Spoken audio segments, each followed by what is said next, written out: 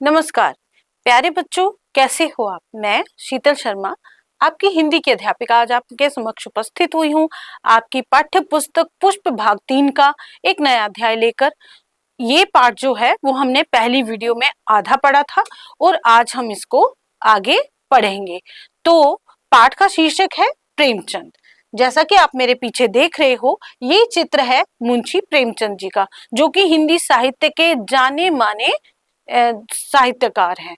इन्होंने कई नाटक, कई उपन्यास और कई कहानियां लिखी हैं। आपने नाम तो सुना ही होगा, क्योंकि कक्षा 6 से 7, कक्षा 6, 7 में इनकी कई कहानियां जो है वो संकलित हैं पाठ्य पुस्तक में। ठीक है बच्चों, तो थोड़ा सा हम पहली वीडियो का जो पहली वीडियो में मैंने पढ़ाया है, मैं उसकी पुनरावृत्ति कर लेती हूँ। उसके बाद हम अपनी अगली वीडियो जो है वीडियो को आगे बढ़ाएंगे। तो बच्चों, ये है मुंशी प्रेमचंद जी। ये पाठ एक जीवनी है। अब बच्चों, मैंने आपको पहले भी बताया था कि जीवनी क्या होती है। जीवनी क्या होती है? किसी वास्तविक व्यक्ति, अर्थात जो व्यक्ति वास्तव में है, वो काल्पनिक नहीं है, किसी वास्तविक व्यक्ति के जीवन का विस्तृत और एक क्रमबद्ध तरीके से विवरण, अर्थात विस्तृत अर्थात उनके जीवन की पूरी जानकारी, क्रमबद्ध अर्थात उनका बचपन, उनका यौवन, उनका फिर बुढ़ापा और जन्म से लेके मृत्यु तक का वर्णन जो है इस जीवनी में रहता है। इसमें व्यक्ति के जन्म से लेकर मृत्यु तक की घटनाओं, उनके संघर्षों को, उनकी उपलब्धियों को और व्यक्तित्व का यथार्थपूर्ण विवरण जो है वो आपको इसमें जीवनी में मिलेगा। तो ये केवल घटनाओं का संग्रह ही नहीं होता है। जीवनी जो है ये केवल किसी व्यक्ति के जीवन की घटनाओं का संग्रह ही नहीं है। इसमें पाठकों को प्रेरित करने के लिए एक सशक्त माध्यम है। तो बच्चों, ये हमने जो पाठ है प्रेमचंद, ये हमने कहाँ तक पढ़ा था? हमने प्रेमचंद जी के बचपन के बारे में जाना कि उनका बचपन कैसे कष्टमय स्थिति में गुजरा है। उनकी छोटी उम्र में ही, 7 साल की आयु में ही शुरू करते हैं पहले कि उनका जन्म कहाँ से हुआ था, कहाँ पर हुआ था। उनका जन्म वाराणसी से 6 किलोमीटर दूर लवेही में शनिवार 31 जुलाई सन 1880 को धनपत राय का जन्म हुआ। ये मैंने आपको पहली वीडियो में बताया है कि मुंशी प्रेमचंद जी का असली नाम जो है वो धनपत राय था। उनके माँ बाप ने उनका नाम रखा था धनपत राय और उनके चाचा जो थे वो उनको प्यार से नवाब कहते थे। मुंशी प्रेमचंद जी के पिताजी का नाम था अजायब राय और उनकी माता जी का नाम था आनंदी, जो अक्सर बीमार रहती थी। और इसी के चलते जब प्रेमचंद जी 7 वर्ष की आयु के थे तो उनकी माता का देहांत हो गया। अब घर में कोई स्त्री नहीं थी तो उनके पिताजी ने देख रेख के लिए दूसरी शादी कर ली। जो दूसरी माता इनकी आई, सौतेली माता जो थी, वो इनके साथ अच्छा व्यवहार नहीं करती थी, हर समय डांटना डपटना। तो उनकी डांट से और उनके इस क्रूर व्यवहार से बचने के लिए ये अक्सर घर से निकल जाते, खेतों में इधर उधर भटकते रहते, मैदान में भटकते रहते, अर्थात घर में ये कम समय बिताते थे। अब इसके बाद क्या होता है, ये गांव के किसी मदरसे में जाते हैं मौलवी जी से पढ़ने। तो इस तरह इनकी शिक्षा जो थी वो वहां पर, प्रारंभिक शिक्षा जो है वो वहां पर हुई है। उसके बाद इनके पिताजी का स्थानांतरण, अर्थात इंग्लिश में ट्रांसफर, एक जगह से दूसरी जगह इनकी ट्रांसफर हो गई, इनके पिताजी की ट्रांसफर हो गई, स्थानांतरण हो गया। तो ये शहर में आ गए। अब शहर में आकर इनको एक स्कूल मिला, स्कूल में ये पढ़ने जाते थे। अब पिताजी जो थे, कुछ सालों के बाद इनके पिताजी भी जो थे वो भी स्वर्ग सिधार गए। अब घर की पूरी जिम्मेदारी जो थी वो इनके कंधों पर आ गई। ऊपर से इनके पिताजी ने छोटी आयु में ही इनकी शादी भी कर दी थी और उस शादी से ये बिल्कुल संतुष्ट नहीं थे। अर्थात इतनी छोटी सी उम्र में जब बच्चों को ये समझ भी नहीं है कि शादी होती क्या है, उस आयु में, उस समय बच्चों का बाल विवाह कर दिया जाता था, जो कि आज के समय में उसको गैर कानूनी माना जाता है। तो उस समय जब इनकी शादी करवा दी गई, थोड़े समय बाद इनके पिताजी का देहांत हो गया। परिवार का सारा जो था जिम्मेदारी जो थी वो इनके कंधों पर आ गई। इन्होंने जैसे तैसे अपने कॉलेज की जो पढ़ाई थी वो पूरी कर ली। ठीक है, तो यहाँ तक हमने पढ़ा था। अब हम आगे पढ़ते हैं। जी, हमने यहाँ तक पढ़ा था। गरीबी, पिता की मृत्यु, खर्च में बढ़ती, असामान्य परिश्रम, कुप्पी के सामने सामने बैठकर रात की पढ़ाई। कुप्पी मैंने आपको बताया था बच्चों, दिया सलाई को बोलते हैं, जो आपने शायद ही कहीं देखी होगी, क्योंकि आजकल तो लाइट्स हैं, इन्वर्टर्स हैं, जब लाइट चली जाती है इन्वर्टर ऑन हो जाता है ना। हमारे समय में, मेरे बचपन में हमने भी ये कुप्पी देखी है। इसके एक टैंक होता था छोटा सा नीचे, उसमें पेट्रोल, वो केरोसिन ऑयल, वो डालकर, मिट्टी का तेल डालकर, तो ऊपर बत्ती होती थी, उसको जलाते थे और घर में जो थी रोशनी होती थी। जैसे तैसे द्वितीय श्रेणी में मैट्रिक पास किया, गणित से बेहद घबराते थे। अब देखो, इनको मैथ से डर लगता था, तो इंटरमीडिएट में 2 बार फेल हुए, निराश होकर परीक्षा का विचार ही छोड़ दिया। आगे चलकर 10-12 वर्ष बाद जब गणित के विकल्प में दूसरा विषय लेना संभव हो गया, तो धनपत राय ने ये परीक्षा पास कर ली। मैथ की वजह से वो फेल होते रहे, तो उन्होंने छोड़ ही दिया पेपर देना। उसके कुछ सालों बाद, जैसे कि शिक्षा में कई परिवर्तन आते हैं, तो उस समय कुछ सालों के बाद जब आप मैथ की वजह कोई और सब्जेक्ट को ले सकते हो, जब ये वाला ऑप्शन, ये वाला उनके पास आया, तो संभव हो पाया, विकल्प आया उनके सामने, तो उन्होंने दूसरा कोई सब्जेक्ट लेकर अपनी ये परीक्षा पास की। हमारे भावी उपन्यास सम्राट के पास एक फूटी कोड़ी ना थी। अब बच्चों, फूटी कोड़ी ना होना अर्थात उनके पास बिल्कुल पैसे नहीं थे। 2 दिन एक एक पैसे का खाकर काटे थे। देखो कितनी गरीबी के दिन उन्होंने देखे हैं। महाजन ने उधार देने से इनकार कर दिया था। बड़ी विवशता से पुरानी किताबों को लेकर एक पुस्तक विक्रेता के पास पहुंचे, वहीं एक सौम्य पुरुष से, जो एक छोटे से स्कूल में प्रधानाध्यापक थे, हेडमास्टर थे स्कूल में। जब देखो बच्चों, गरीबी जो होती है या भूख जो होती है, वो इंसान,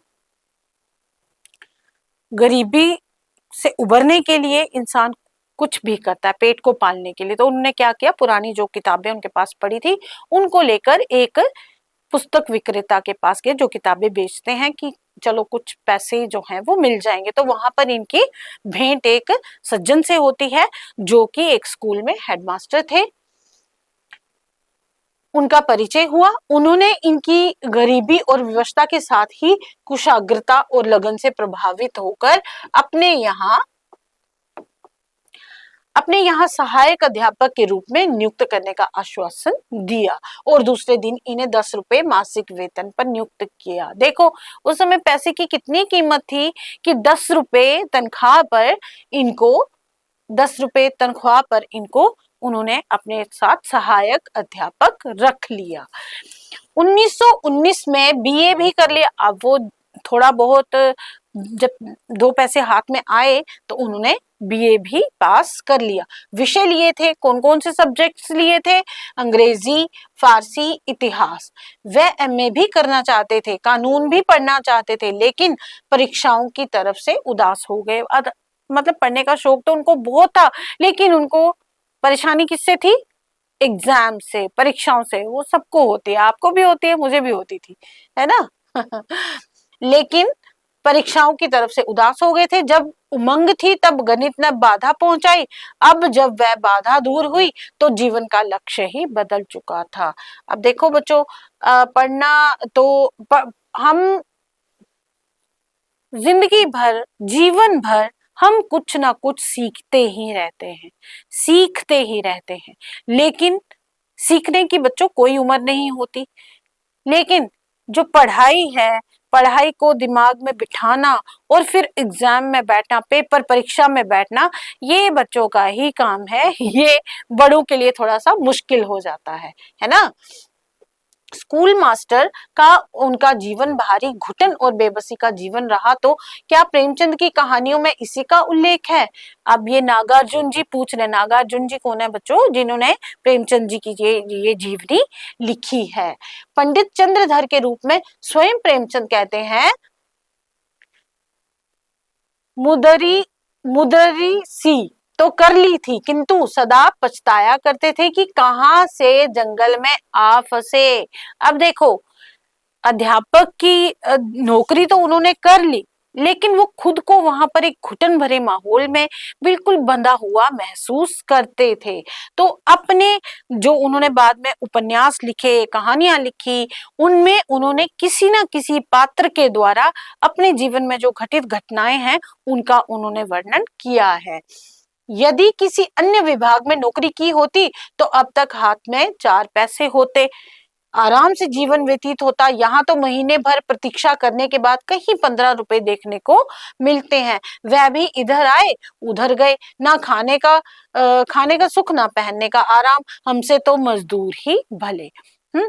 इनकी पहली शादी चाची विमाता और चाची के पिता की राय से रचाई गई थी। लड़की ना केवल बदसूरत थी बल्कि प्रेमचंद से उम्र में बड़ी थी, ढीठ और नासमझ भी थी, पति से भी लड़ती थी और पति की सौतेली माँ से भी। अब ये उनके जीवन का वर्णन कर रहे हैं कि जो इनका विवाह हुआ था वो हुआ था, जिस लड़की से हुआ था वो उम्र में भी इनसे बड़ी थी और बहुत ही झगड़ालू थी। ठीक है, 10-12 वर्ष तक यानी 1905 तक तो धनपत राय ने पहली बीवी का साथ जैसे तैसे निभाया, किंतु जब उनके साथ एक दिन भी निभाना मुश्किल हो गया तो शिवरानी देवी नाम की एक बाल विधवा से शादी करके धनपत राय ने समाज के सामने भारी साहस और आत्मबल का परिचय दिया। बच्चों, यहाँ पर बाल विधवा से क्या अर्थ है? अर्थात जैसे बाल विवाह है कि छोटे बच्चों की शादी कर दी गई है और अब उसी आयु में, छोटी सी आयु में ही अगर किसी बच्ची का पति मर जाता है तो उस बच्ची को बाल विधवा कहा जाता है। अब जब पहली पत्नी के साथ प्रेमचंद जी की नहीं बनी, उसके साथ निभाना मुश्किल हो गया, तो उन्होंने एक बाल विधवा थी जिनका नाम था शिवरानी, उनके साथ इन्होंने शादी कर ली। उस समय के समाज में किसी बाल विधवा या विधवा से शादी करना एक बहुत बड़ा जुर्म माना जाता था।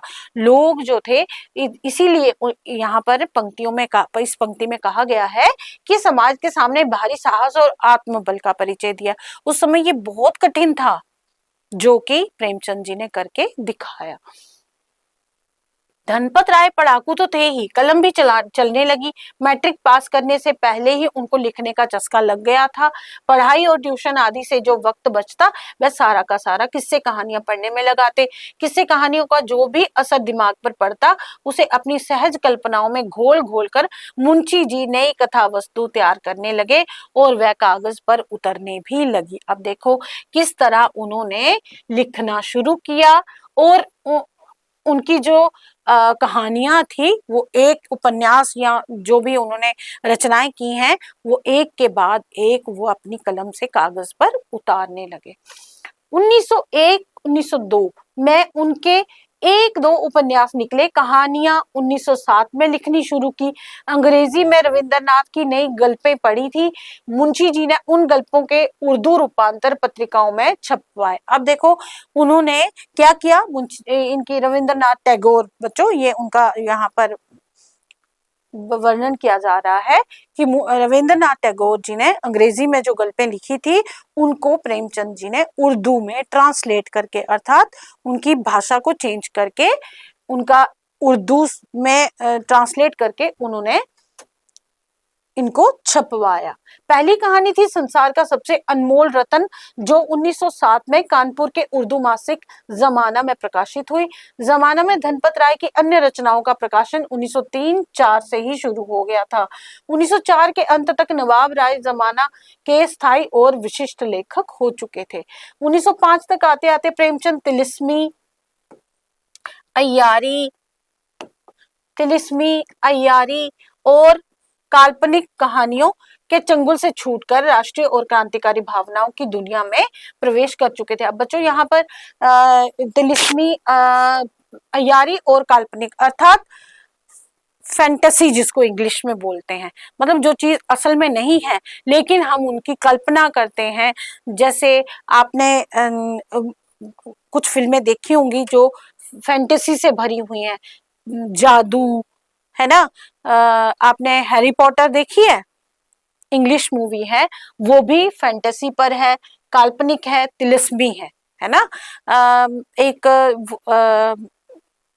ये अलादीन, है ना, वो भी है ना, कार्टून देखा है ना, इस तरह की जो मूवीज, जैसे अब मूवीज तो आजकल हैं, उस समय टीवी तो थे नहीं, तो इन्होंने पहले ये कहानियां लिखते थे, इस तरह की कहानियां लिखते थे, लेकिन बाद में उन्होंने ये कहानियां छोड़कर राष्ट्रीय और क्रांतिकारी भावनाओं की दुनिया में प्रवेश कर चुके थे। अर्थात उन्होंने अपनी रचनाओं को किसमें लिखना शुरू किया? राष्ट्रीय और क्रांतिकारी भावनाओं में। उस समय बच्चों, ये जो समय चल रहा था 1905 का, उस समय भारत जो था वो अंग्रेजी शासन के अधीन था। तो उस समय देश में बहुत सारे क्रांतिकारी आंदोलन चल रहे थे भारत को आजाद करवाने के। जमाना उस समय की राष्ट्रीय पत्रिका थी, सभी को देश की गुलामी खटकती थी। विदेशी शासन की सुनहरी जंजीरों के गुण गाने वाले गद्दार देशद्रोहियों के खिलाफ सभी के अंदर नफरत फैलती थी। शाम को जमाना के दफ्तरों में घंटों देशभक्तों का अड्डा जमता। प्रेमचंद को राष्ट्रीयता की दीक्षा इसी अड्डे पर मिली थी। एक साधारण कथाकार वही युग दृष्टा साहित्यकार के रूप में ढलने लगा। बड़ी से बड़ी बातों को सीधे और संक्षेप में कहना या लिखना प्रेमचंद ने यही सीखा। अब देखो, उनके मन में भी क्रांतिकारी जो भावना थी वो यहीं से आई थी। चाचा का प्यार का नाम नवाब राय शुरू की रचनाओं के साथ वर्षों तक चलता रहा, किंतु 1910-11 में सोजे वतन की जब्ती के साथ नवाब राय की नवाबी खत्म हो गई। बाद में जमाना के पाठकों का प्रेमचंद से परिचय हुआ। बच्चों, उस समय क्या था, जब हमारा भारत जो था वो अंग्रेजों के अधीन था, शासन के अधीन था, उस समय जो भी लेखक या रचनाकार जो भी पत्रिकाओं में या अखबारों में इस जो स्वतंत्रता के संग्राम में डूबे हुए लोग थे, उनकी रचनाएं जब ये इस तरह से छपती थी, तो ये लोग उनको प्रताड़ित करते थे। जो उस समय की सरकार थी वो उनको प्रताड़ित करती थी। तो प्रेमचंद जी जो पहले अपनी रचनाओं में अपना नाम क्या लिखते थे? नवाब राय, जो कि उनके चाचा का दिया हुआ था, किंतु बाद में उन्होंने अपना नाम बदलकर क्या रख लिया? प्रेमचंद, ताकि किसी को पता ही ना चले कि ये रचनाएं कौन लिख रहा है ना। तो इस तरह नवाब राय को नाम को हटाकर उन्होंने प्रेमचंद नाम से रचनाएं जो थी वो आगे करना शुरू कर दी।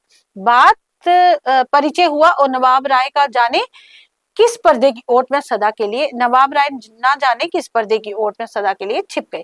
बात ये थी कि सोजे वतन की जब्ती के बाद अंग्रेजी सरकार और उनके पिट्ठुओं की नजर में नवाब राय कांटे की तरह खटकने लगे थे। कई तरह की पाबंदियां लग गई नवाब राय पर। अब जब वो बात कर रहे थे भारत को आजाद करवाने की, या इस तरह की रचनाएं जो लोगों में जागृति पैदा करें, तो ये बातें अंग्रेजी शासन को खटकती थी। तो उन्होंने कई तरह की पाबंदियां नवाब राय की रचनाओं पर लगा दी। तो उन्होंने ये नाम हटाकर प्रेमचंद के नाम से रचनाएं करना शुरू कर दिया। नई पत्नी के साथ रहने लगे, तब से लिखाई का सिलसिला जम गया। 1905 से 1920 के दरमियान प्रेमचंद ने बहुत कुछ लिखा।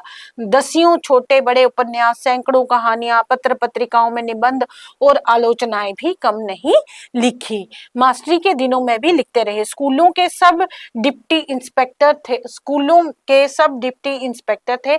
अक्सर दौरे पर रहना होता था, फिर भी रोज कुछ ना कुछ लिख लेते। अर्थात लिखने के लिए वो अपना समय निकाल ही लेते थे, उनको लिखने की इतनी तलब थी। 1920 ईस्वी के बाद ज्यादातर वे हिंदी में ही लिखने लगे। माधुरी लखनऊ के संपादक होने पर उनकी प्रतिभा और योग्यता की बूंद बूंद हिंदी संसार को मिलने लगी। फिर भी जमाना को प्रेमचंद की मौलिक उर्दू रचनाएं लगातार मिलती रही। वो हिंदी में भी लिखते थे और वो उर्दू में भी लिखते थे।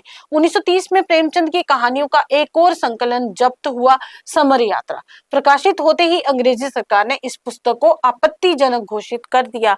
अब जिस पुस्तक में लोगों को स्वतंत्रता का अर्थ समझाना या उनको जागृत करना, इस तरह की भावनाएं होंगी, तो सरकार जो थी इस तरह की पुस्तकों पर या इस तरह के जो छपते थे लेख, उन पर वो बैन लगा देते, उनको वो बंद कर देते थे।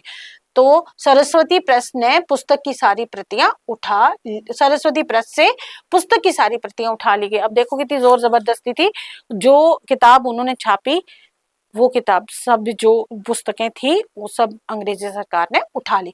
अब वे अपना निजी पत्र निकालना चाहते थे। पत्र पत्रिकाएं संपादित करने की दीक्षा दरअसल प्रेमचंद को कानपुर में ही मिल चुकी थी। सन 1905 से ही जमाना और आजाद के कलम उनकी कलम के लिए लेख का मैदान बन चुके थे। सन 1921-22 में काशी से निकलने वाली मासिक पत्रिका मर्यादा का संपादन बड़ी कुशलता से किया था। अब वे मंझे हुए पत्रकार थे। फलतः सन 1930 में हंस निकला और 32 में जागरण। ये जो थे बच्चों, ये उनके द्वारा लिखे गए कुछ पत्र पत्रिकाएं थी। हद दर्जे की ईमानदारी और अपनी ड्यूटी अच्छी तरह से निभाने की मुस्तैदी, खुद तकलीफ झेलकर दूसरों को सुख पहुंचाने की लगन, सौ बंधनों में जकड़ी हुई भारत माता की स्वाधीनता अर्थात भारत माता की आजादी, स्वाधीनता के लिए, आजादी के लिए, स्वतंत्रता के लिए आतुरता अर्थात जल्दी, बाहरी और भीतरी बुराइयों की तरफ से लोगों को आगाह रखने का संकल्प अर्थात एक प्रण लेना, संकल्प लेना, हर तरह के शोषण का विरोध, अपनी इन खूबियों से प्रेमचंद खूब लोकप्रिय हुए। प्रेमचंद का स्वभाव बहुत विनम्र अर्थात बहुत ही विनम्र स्वभाव के थे, बहुत ही सादा स्वभाव के थे, किंतु उनमें स्वाभिमान कूट कूट कर भरा हुआ था, जिसको हम इंग्लिश में बोलते हैं, क्या बोलते हैं स्वाभिमान को। ये आपके लिए होमवर्क है बच्चों।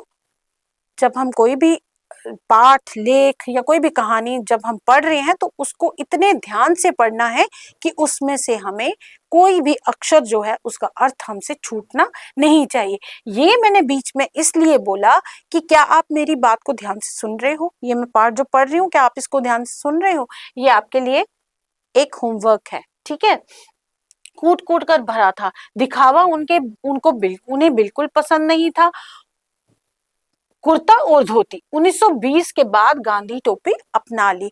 अब आपने अपनी हिस्ट्री, इतिहास की किताब में भी पढ़ा होगा कि स्वतंत्रता संग्राम जब चल रहा था, लोग जो थे वो विरोध कर रहे थे अंग्रेजी शासन का, तो उस समय लोगों ने विदेशी कपड़े भी पहनना बंद कर दिए थे, वो देश में बने हुए खादी के कपड़े ही पहनते थे। सरकारी नौकरी और स्वाभिमान में संघर्ष चलता ही रहता था। देखो फिर से यहाँ पर वही वर्ड आया है, वही शब्द आया है जो आपके लिए होमवर्क है। आखिर में जीत हुई स्वाभिमान की, देखो फिर से आया है। 1920 में सरकारी सेवा से त्याग पत्र अर्थात उन्होंने रिजाइन दे दिया, अपनी नौकरी छोड़ दी, पत्र दे दिया और गांव जाकर जम गए। कलम चलाकर 40-50 रुपए की फुटकर मासिक आमदनी होने लगी। बड़े संतोष और धीरज से वह दिन प्रेमचंद ने गुजारे। देखो अब अपने स्वाभिमान की रक्षा के लिए उन्होंने सरकारी नौकरी छोड़ दी और गांव में जाकर बस गए और थोड़े से जितनी सी भी आय होती थी उसी में उन्होंने अपना भरण पोषण करना शुरू कर दिया। 1921 में काशी के नामी देशभक्त बाबू शिव प्रसाद गुप्ता ने 150 रुपए मासिक पर प्रेमचंद को मर्यादा का संपादक बना लिया। पहले संपादक बाबू संपूर्णानंद असहयोग आंदोलन में गिरफ्तार होकर जेल पहुंच गए थे। मर्यादा को संभालने के लिए किसी सुयोग्य संपादक की आवश्यकता थी। 1922 में संपूर्णानंद जी जेल से छूटे तो उन्हें मर्यादा वाला काम वापस मिला, लेकिन बाबू शिव प्रसाद गुप्त प्रेमचंद को छोड़ना नहीं चाहते थे। काशी के विद्यापीठ में उन्हें स्कूल विभाग का हेडमास्टर नियुक्त कर दिया। 1.5-2 वर्ष प्रेमचंद काशी विद्यापीठ में रहे होंगे। आगे चलकर उन्हें महसूस हुआ कि विद्यापीठ को पैसे की तंगी है, ऐसी स्थिति में वहां लदे रहना उन्हें ठीक नहीं जंचा। देखो बच्चों, अपने मतलब उनका स्वभाव जो था वो कितना निर्मल, कितना साफ था कि मैं विद्यापीठ के ऊपर क्यों बोझ बनकर रहूं, इनके पास ऐसे ही पैसे की तंगी है, तो उन्होंने वहां से हटना ही अच्छा समझा। दूसरी बात ये भी थी कि प्रेमचंद स्वाधीनता संग्राम में कभी जेल नहीं गए थे। विद्यापीठ जैसी राष्ट्रीय शिक्षण संस्थाओं में जेल यात्रा किसी शिक्षक के लिए साधारण योग्यता नहीं, विशेष योग्यता समझी जाती थी। 1930 में प्रेमचंद स्वयं राष्ट्रीय स्वाधीनता आंदोलन में कूद पड़ना चाहते थे, सत्याग्रहियों की कतार में शामिल होकर पुलिस की लाठियों के मुकाबले डटना चाहते थे, किंतु जेल जाने का उनका मनोरथ अधूरा ही रह गया। उस समय बच्चों, जो भी लोग थे स्वतंत्रता संग्राम में, चाहे वो सामने से भाग ले रहे थे या पीछे से भाग ले रहे थे, सभी लोग जो थे वो भारत की स्वतंत्रता के लिए सहयोग कर रहे थे। तो फिर प्रेमचंद जी कैसे पीछे रहते? पहले वो कलम के साथ इस आंदोलन में कूदे, अब वो बिल्कुल सामने आकर इस आंदोलन में हिस्सा लेना चाहते थे। पत्नी ने सोचा, कमजोर हैं, अक्सर बीमार रहते हैं, इनको जेल नहीं जाने दूंगी। सो वह आगे बढ़ी, सत्याग्रही महिलाओं की कतार में शामिल हुई, गिरफ्तार होकर अपने जत्थे के साथ जेल पहुंच गए। देखो, उस समय जो स्वतंत्रता सेनानी थे, वो जेल, उनके लिए जेल जाना एक बहुत बड़ा सौभाग्य मानते थे अपने लिए, वो कि हमने भी देश की स्वतंत्रता में अपना कुछ हिस्सा दिया है। तो प्रेमचंद जी को पीछे करके उनकी पत्नी जो थी वो इस आंदोलन में कूद पड़ी और जेल भी गई।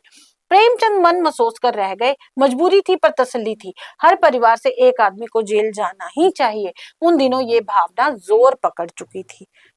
दूसरी बात है कि वह कभी गिरफ्तार नहीं हुए, कभी जेल ना गए, मगर प्रेमचंद स्वाधीनता संग्राम के ऐसे सेनापति थे जिनकी वाणी ने लाखों सैनिकों के हृदय में जोश भर दिया था। स्वाधीनता के लिए जनता की लड़ाई का समर्थन करते समय प्रेमचंद ये कभी नहीं भूले,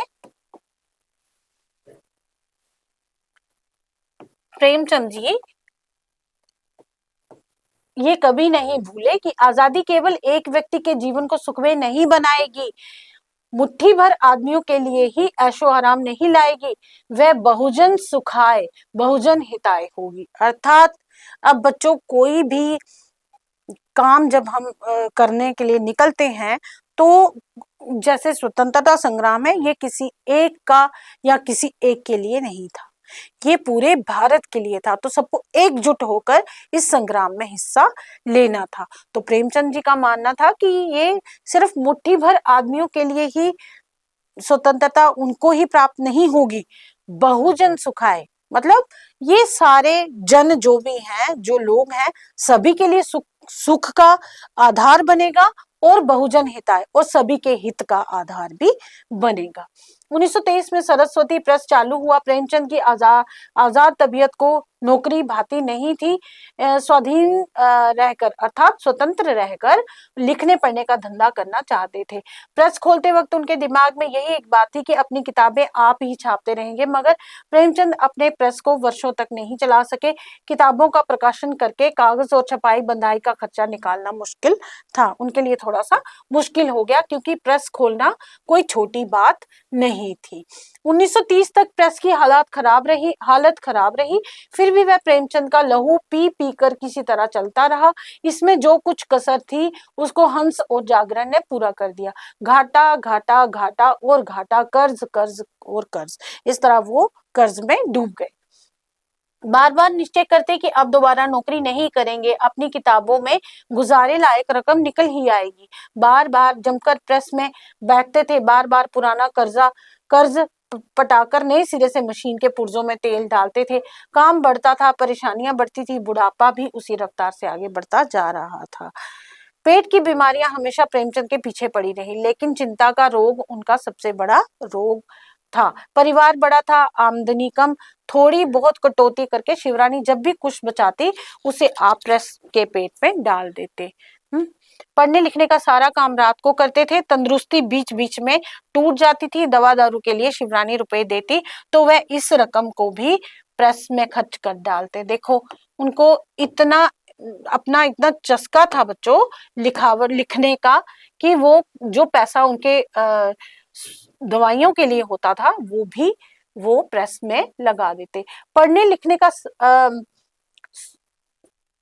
इस रकम को भी वह प्रेस के खर्चे में डालते। फिर वैद्यों और हकीमों से सस्ती दवाएं लेते रहते। आराम बिल्कुल नहीं करते, पूरी नींद सोते नहीं, खाना भी मामूली किस्म का खाते। 1936 के बाद दशा कुछ बदलती जरूर, मगर प्रेमचंद का परिश्रम और भी बढ़ गया। उनका जीवन ऐसा दीप था जिसकी लो मध्यम अर्थात धीमी कम नहीं तेज प्रकाश देने को मजबूर थी। उस दीप में कभी पूरा पूरा तेल नहीं डाला गया। लो हमेशा बत्ती के रेशे को ही जलाती रही। यहाँ पर बच्चों एक बात समझने लायक है कि गरीबी और जो तंग हालत थी उनकी, उस वजह से वो कभी भी संभल नहीं पाए। उनकी बेचैनी इसलिए थी कि वे चाहते थे कि जीवन दीप का प्रकाश दूर दूर तक फैले, वक्त पर फैले, अच्छी तरह फैले। अपनी सारी किताबें, अपना सारा साहित्य अपनी प्रेस में ही छपवाकर समूचे देश में फैला देना चाहते थे। किसानों, मजदूरों, युवकों, विद्यार्थियों, स्त्रियों और अछूतों की दर्दनाक जिंदगी को आधार बनाकर जो कोई भी लिखे, सभी कुछ छापकर जनता को सजग सचेत बना देने का संकल्प प्रेमचंद के अंदर हिलोरे ले रहा था। अधिक से अधिक लिखते जाना, अधिक से अधिक छापते जाना, अधिक से अधिक लोगों को जागरूक बनाते जाना, शोषण, गुलामी, ढोंग, दंभ, स्वार्थ, रूढ़ी, अन्याय, अत्याचार, इन सब की जड़ें खोद डालना और धरती को नई मानवता के लायक बनाना, यही प्रेमचंद जी का उद्देश्य था। बच्चों उस समय लोगों तक अपनी बात पहुंचाने का सिर्फ एक ही तरीका था, वो थी प्रेस।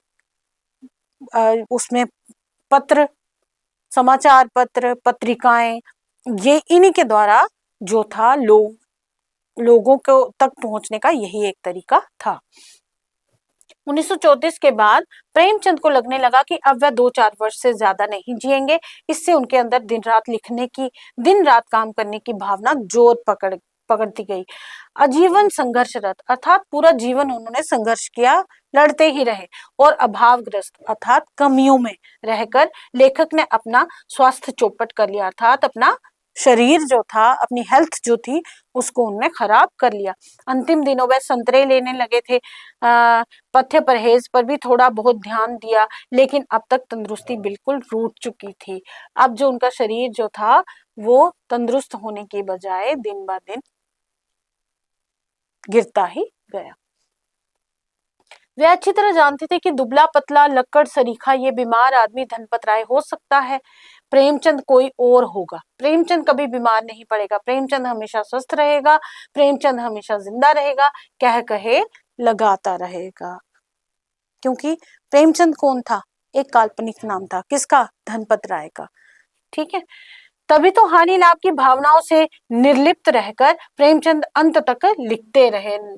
ठीक है, मतलब बिना अपना नफा नुकसान, अपना हानि लाभ देखे वो इन भावनाओं से दूर अपने लेखन कार्य में लगे ही रहे। नींद नहीं आती थी, बीमारी बढ़ गई थी, प्रेस जाना बंद था, फिर भी आप घर वालों की नजरें बचाकर उठ जाते। आप यहाँ पर किसके लिए बच्चों? प्रेमचंद जी के लिए उठ जाते और कलम तेजी से चल पड़ती, इतनी तेजी से कि जीवन समाप्त होने से पहले ही सब कुछ लिख देना चाहते थे।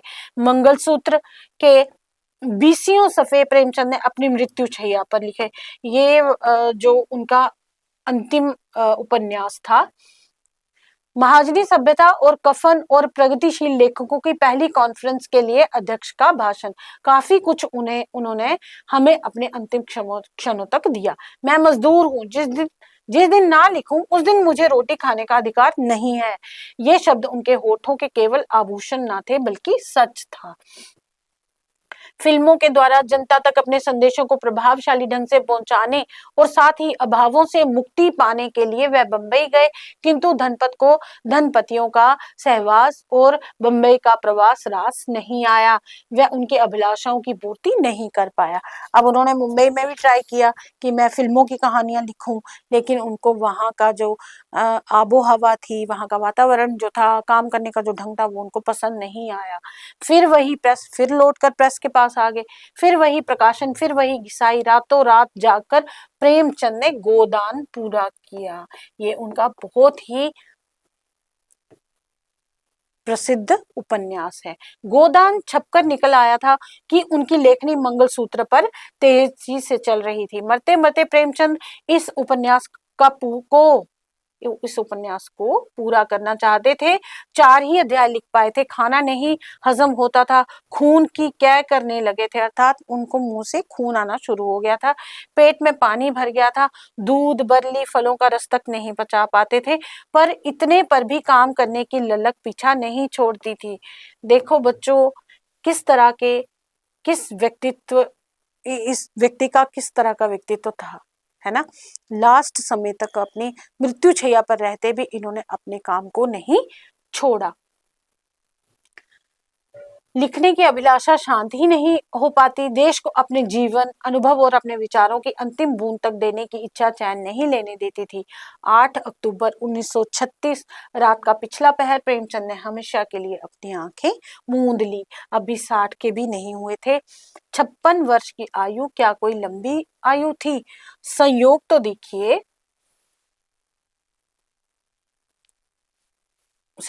देखिए, विश्व के 3 उपन्यासकारों प्रेमचंद, मैक्सिम गोर्की और शरद चंद्र का देहावसान उसी वर्ष हुआ। ये तीनों एक ही वर्ष में मृत्यु को प्राप्त हुए थे, नागार्जुन। तो ये था बच्चों प्रेमचंद जी की जीवनी। अब यहाँ पर हम कुछ प्रश्न उत्तर देख लेते हैं।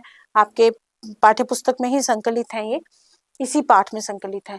बचपन में प्रेमचंद घर से भागकर खेतों, बगीचों और मैदानों में क्यों चले जाते थे? क्यों चले जाते थे बताओ। वह घर की चारदीवारी में बंधकर बैठना नहीं चाहते थे। वह स्वभाव से चंचल और खिलाड़ी थे। वहां जाकर अपनी कहानियों और उपन्यासों के लिए कथानक सोचते थे। वह घर पर सौतेली माँ से परेशान हो जाते थे। खुली हवा में घूमना उन्हें पसंद था। बताओ। तो इसमें जो सही उत्तर है वो है वह घर पर सौतेली माँ से परेशान हो जाते थे। प्रेमचंद को महान लेखक बनाने में निम्नलिखित में से सबसे अधिक योगदान किसका था? बताइए। तीव्र लगन, घोर गरीबी, उनका युग, हिंदी में अच्छे कथाकारों की कमी। तो बच्चों कोई भी काम जो है वो तीव्र लगन से ही पूरा होता है, उसके बिना नहीं हो सकता। लगन है, लगता है, लगाएंगे। इन पंक्तियों में प्रेमचंद के स्वभाव की किस विशेषता का पता चलता है? एक ये प्रश्न, प्रेमचंद के बचपन की कठिनाइयों का वर्णन, और एक ये वाला प्रश्न। ये 2 प्रश्न जो हैं इनके उत्तर आप अपनी गृह कार्य की कॉपी में लिखोगे, यही आपका गृह कार्य है। तो बच्चों मुझे आशा है ये पाठ आपको अच्छे से समझ में आया होगा। और इस पाठ से हमें क्या शिक्षा मिलती है कि जो भी कार्य करें उसको पूरी लगन, पूरी मेहनत के साथ करें, अपनी पूरी जान लड़ा दें उसको करने में, है ना। यही सीखा ना इस पाठ में आपने। तो मुझे आशा है ये पाठ आपको बहुत अच्छे से समझ में आया होगा। अब मैं शीतल शर्मा लेती हूँ आपसे आज्ञा। मिलते हैं अगली वीडियो में, तब तक के लिए नमस्कार।